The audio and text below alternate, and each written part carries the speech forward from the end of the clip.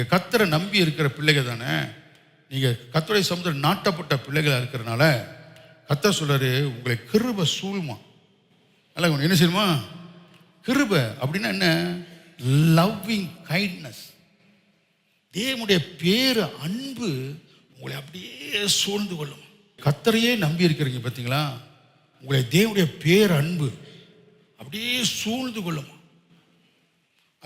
அதை என்ன செய்யும் பாருங்க, கோழி தன் குஞ்சுகளை தன் செட்டைக்குள் வைத்து ஆபத்து வரும்பொழுது பாதுகாப்பது போல கர்த்தரை நம்புகிற பிள்ளைகளை அந்த பேரன்பு பாதுகாக்கிறோம். நம்புறீங்களா?